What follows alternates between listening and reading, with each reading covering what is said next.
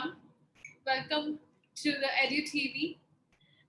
Ms. Nargis Khambata is the principal and CEO of GEMS Modern Academy and Vice President Education. She is the recipient of first ever GEMS Exceptional Head of School Award. With a master's degree in microbiology, she made the transition from teaching to educational leadership. She has spent over 32 years in the field of education.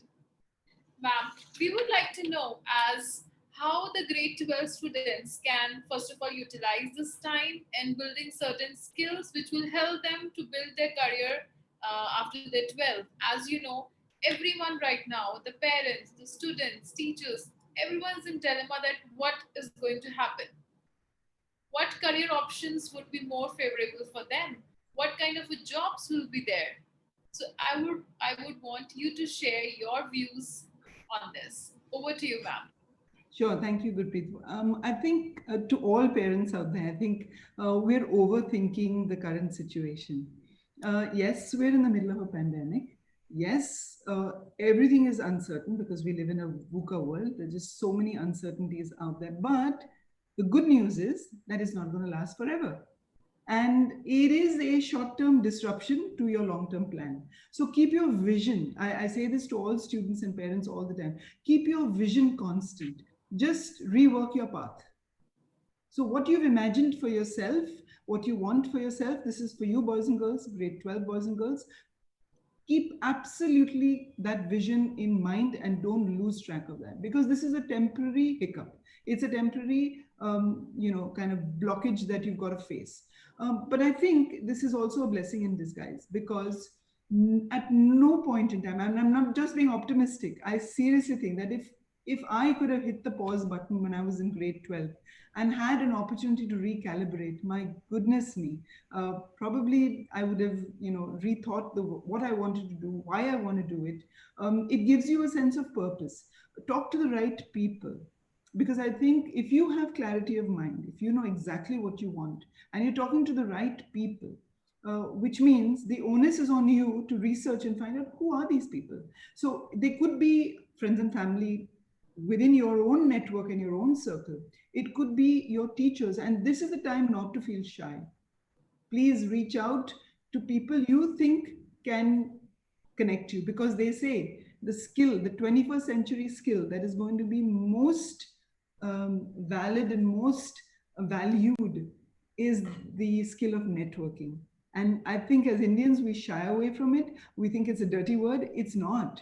Networking just gives you the opportunity to leverage, your own circle and the wider circles, because you know how networking works, right? It's people you know and people they know and the people they know. So it just allows you access to a much wider range of people than you normally would. But choose that, create that ripple around you very, very mindfully. So reach out to academics, reach out to people with experience in the field that you want.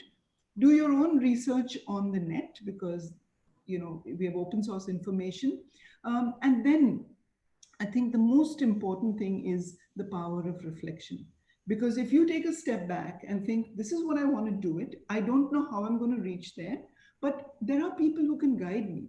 And if you're going to go internally into a shell and feel sorry for yourself and say, oh my goodness me, why does it have to happen to me and me alone? No, it isn't. It's happened to a whole generation of individuals.